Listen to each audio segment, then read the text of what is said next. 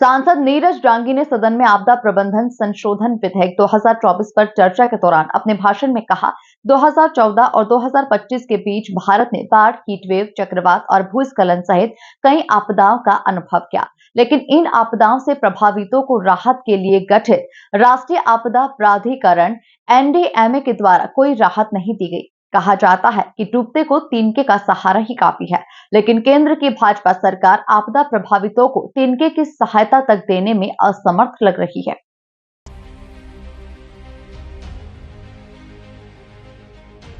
नीरज डांगी ने सदन में बोलते हुए कहा कि इस विधेयक का उद्देश्य आपदा प्रबंधन में शामिल विभिन्न हितधारकों के बीच स्पष्टता और समन्वय को बढ़ावा देना है। प्रस्तावित संशोधन उन प्रयासों की कड़ी है जो यूपीए सरकार द्वारा शुरू किए गए थे, जब 2005 में आपदा प्रबंधन अधिनियम को पेश और लागू किया गया था। इस अधिनियम का उद्देश्य आपदा प्रबंधन के लिए एक सुदृढ़ और व्यापक ढांचा स्थापित करना था, जो रोकथाम, तैयारी, प्रतिक्रिया और पुनर्वास पर केंद्रित हो। उन्होंने कहा कि आपदा प्रबंधन संशोधन विधेयक 2024 में संघवाद को कमजोर करने, स्थानीय समुदायों की उपेक्षा करने और जलवायु परिवर्तन अनुकूलन और पशु कल्याण सहित व्यापक आपदा जोखिम प्रबंधन की कमी की वजह से आलोचना का सामना करना पड़ेगा। सांसद डांगी ने चर्चा के दौरान कहा कि इस विधेयक में राज्य सरकारों और स्थानीय निकायों की सांसद डांगी ने चर्चा के दौरान कहा कि इस विधेयक में राज्य सरकारों और स्थानीय निकायों की कीमत पर एक उच्च स्तरीय समिति और राष्ट्रीय संकट प्रबंधन समिति को सशक्त बनाने पर जोर दिया गया है। डांगी ने 2014 व 2025 के बीच आई आपदाओं में 2014 में कश्मीर बाढ़, 2018 में केरल बाढ़, 2015 में दक्षिण भारत बाढ़ एवं हीटवेव, 2020 एवं 2024 में चक्रवात, 2024 में विरुधुनगर विस्फोट, 2025 में जलगांव ट्रेन दुर्घटना, 2025 में नई दिल्ली स्टेशन पर भीड़ का जमावड़ा, 2025 में तेलंगाना में सुरंग ढहने से भारत में व्यापक क्षति का जिक्र करते हुए कहा कि इनमें केंद्र सरकार का आपदा प्रबंधन विफल रहा है। माननीय सभासदों, माननीय उप सभापति जी, The Disaster Management Amendment Bill 2024, Shri Amit Shah ji to move a motion for consideration of the Disaster Management Amendment Bill 2024.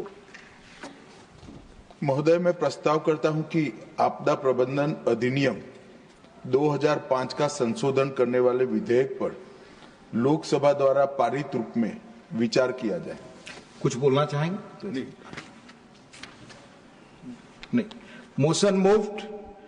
Now I call upon the members whose names have been received for participation in the discussion. माननीय श्री नीरज डांगी। बहुत बहुत धन्यवाद आदरणीय उपसभापति महोदय, मुझे इस bill pay शुरुआत करने का अवसर आपने प्रदान किया। सबसे पहले तो मैं कहना चाहूंगा कि जो ये आपदा प्रबंधन संशोधक विधेयक 2024, इसका उद्देश्य आपदा प्रबंधन में शामिल विभिन्न हितधारकों के हित, स्पष्टता और समन्वय को बढ़ाना है। प्रस्तावित संशोधन उन प्रयासों की कड़ी है जो यूपीए सरकार के द्वारा शुरू किए गए थे, जब 2005 में आपदा प्रबंधन अधिनियम को पेश किया गया और लागू किया गया था। इस अधिनियम का उद्देश्य आपदा प्रबंधन के लिए एक सुदृढ़ और व्यापक ढांचा स्थापित करने का था, जो रोकथाम, तैयारी, प्रतिक्रिया और पुनर्वास पर केंद्रित हो। आपदा प्रबंधन संशोधक विधेयक 2024 में कई प्रकार की कमियां हैं और इस विधेयक में संघवाद को कमजोर करने, स्थानीय समुदायों की अपेक्षा करने और जलवायु परिवर्तन अनुकूल और पशु कल्याण सहित व्यापक आपदा जोखिम प्रबंधन की कमी की वजह से इसे आलोचना का भी सामना करना पड़ेगा। मुख्य नकारात्मक बिंदुओं को प्रकाश में डालूं अगर, तो हम बात करेंगे इसमें सत्ता का केंद्रीकरण और स्थानीय स्वायत्तता की कमी नजर आ रही है। संघवाद को कमजोर करना इस विधेयक में नजर आ रहा है।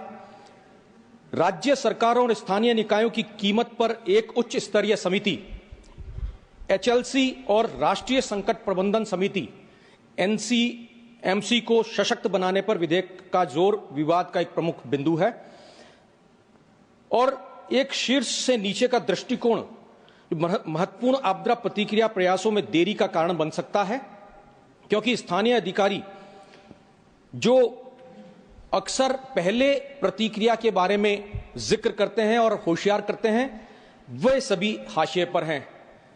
स्थानीय स्तर पर अधिकारी और स्थानीय लोग जो सूचना दे सकते हैं वो कोई और, मैं समझता हूं कि नहीं दे सकता। जवाबदेही की कमी इस बिल में है। जिला अधिकारियों के लिए प्रदर्शन मूल्यांकन उपायों को हटाने से उनकी तैयारी और प्रतिक्रिया प्रभावशीलता का आकलन करना वो भी कठिन हो जाता है। नए प्राधिकरणों का निर्माण, वित्त, इसमें जो बिल स्पष्ट औचित्य के बिना एक नई शहरी आपदा प्रबंधन प्राधिकरण UDMA का प्रस्ताव करता है, जो संभावित रूप से अनावश्यक नौकरशाही परतों का निर्माण करेगा। मैं समझता हूं ये बहुत बड़ी खामी इस बिल में है। ऋण राहत को हटाने की जब हम बात करें तो विधेयक मूल आपदा प्रबंधन अधिनियम की धारा 13 को समाप्त करने का प्रयास करता है, जो राष्ट्रीय आपदा प्रबंधन प्राधिकरण NDMA को आपदाओं से प्रभावित व्यक्तियों और समुदायों को महत्वपूर्ण ऋण राहत प्रदान करने का अधिकार देता है। ये बहुत बड़ी कमी इस बिल में नजर आती है।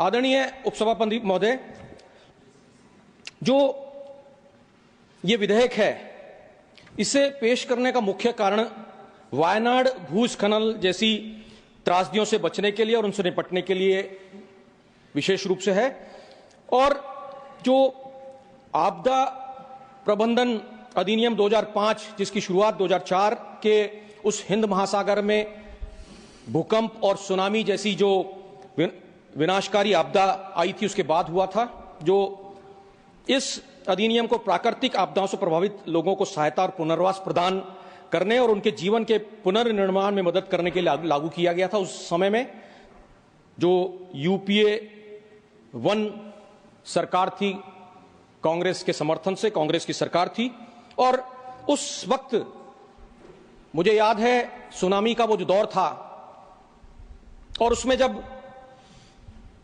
जो जरूरतमंद थे, जो उस डिजास्टर से प्रभावित हुए, उन तमाम लोगों को राहत प्रदान करने के लिए UPA की चेयरपर्सन सोनिया गांधी जी और तत्कालीन प्रधानमंत्री मनमोहन सिंह जी कटिबद्ध थे कि ऐसे जरूरतमंद लोगों को मदद तुरंत प्रभाव से मुहैया कराई जाए। मुझे याद पड़ता है वो वक्त, मैं धन्यवाद भी देना चाहूंगा श्रीमती सोनिया गांधी जी को, जिन्होंने पोस्ट सुनामी रिलीफ वर्क्स के लिए 2004 में जो सुनामी आई, 26 दिसंबर का वो दिन कोई भूल नहीं सकता। उस वक्त वहां उस क्षेत्र में, अंडमान निकोबार, तमिलनाडु, चेन्नई आदि के क्षेत्र में, और मुझे भी वहां मौका मिला पोस्ट सुनामी रिलीफ वर्क्स के लिए काम करने का। 18 दिन तक हम लोगों ने भी शायद उस त्रासदी को बहुत नजदीक से देखा। आपदा क्या होती है, डिजास्टर का सही रूप अगर कोई देखने को मिला तो उस वक्त देखने को मिला। मैं समझता हूं कि राजनीति में मेरे लिए वो जो समय था वो बहुत कुछ सीखने का था, बहुत कुछ जानने का था, और डिजास्टर मैनेजमेंट कैसे किया जाता है वो भी हम लोगों ने उस समय जाना और समझा। मैं समझता हूं कि इस अधिनियम की जो प्रमुख विशेषताएं थी उस समय 2005 की, जिन्हें UPA 1 सरकार द्वारा लागू किया गया था, राष्ट्रीय आपदा प्रबंधन प्राधिकरण NDMA की स्थापना, जो राष्ट्रीय स्तर पर आपदा प्रबंधन के लिए नीतियां, योजनाएं और दिशा निर्देश तैयार करने के लिए जिम्मेदार एक सर्वोच्च निकाय है NDMA, जो उस वक्त UPA सरकार 1 ने लागू किया। राज्य आपदा प्रबंधन प्राधिकरण SDMA की स्थापना, जिसकी अध्यक्षता मुख्यमंत्री करते हैं, और जिला आपदा प्रबंधन प्राधिकरण DDMA की स्थापना, जिसकी अध्यक्षता जिला मजिस्ट्रेट या उपायुक्त करते हैं, उस वक्त लागू किया गया था। आपातकालीन प्रतिक्रियाओं और आपदा शमन के लिए राष्ट्रीय आपदा प्रतिक्रिया कोष NDRF और राष्ट्रीय आपदा शमन कोष NDMF की स्थापना उस वक्त की गई थी। केंद्र की मौजूदा मोदी सरकार ने आपदा प्रबंधन के लिए अहम इन निकायों के प्रभावी संचालन की ओर जरा भी ध्यान नहीं दिया है। मैं समझता हूं कि इसमें हैरानी की कोई बात नहीं, क्योंकि हमेशा सरकार का संचालन हमेशा विफल ही रहा है हर चीज के अंदर। क्योंकि असली आपदाएं जो पैदा हुई इस वक्त, नोटबंदी भी एक आपदा का ही रूप रहा, जिसको सुनो यार, क्या है विषय पर मैं सत्यता पर प्रकाश डाल रहा हूं। आप वही रिकॉर्ड पे मैं सत्यता पर प्रकाश डाल रहा हूं। वो विफलताएं रही पर ही बोल सकते हैं। मैं आपदा ही बता रहा हूं। वो कोविड का विफल प्रबंधन केंद्र की सरकार का रहा, जहां सरकार को चाहिए था कि कुशल प्रबंधन कोविड-19 का होता, और मैं ऑलरेडी कोविड-19 आपदा प्रबंधन संबंधित विषय नहीं है। रिकॉर्ड पर बहुत खूब, ऑलरेडी बहुत खूब।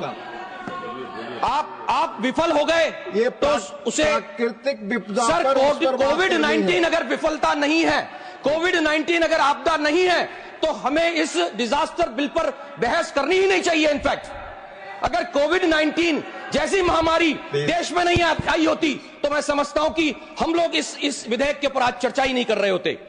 मैं कहना चाहूंगा पुनः, कोविड-19 सबसे पहले अगर आगाह करने का किसी ने काम किया, तो राहुल गांधी जी ने 12 फरवरी 2020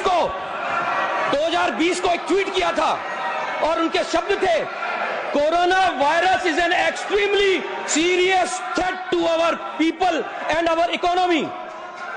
माई stand in the government is not taking this threat seriously. ये कहा गया था, क्यों नहीं सरकार ने उसको सीरियसली लिया?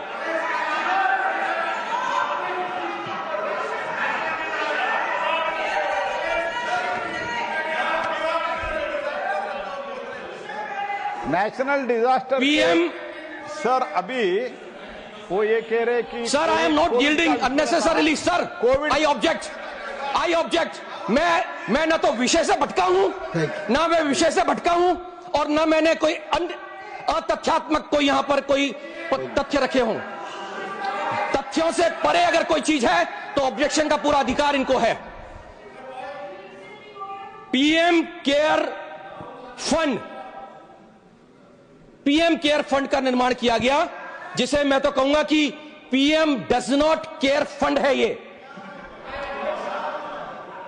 कोविड-19 महामारी और अन्य आपदाओं के दौरान घोषित पीएम केयर फंड ने एनडीआरएफ और एनडीएमएफ की स्थापना के उद्देश्य को विफल किया है। यह कोविड के वक्त हुआ। PM does not care fund को आरटीआई और कैग की निगरानी से मुक्त रखा गया। क्यों?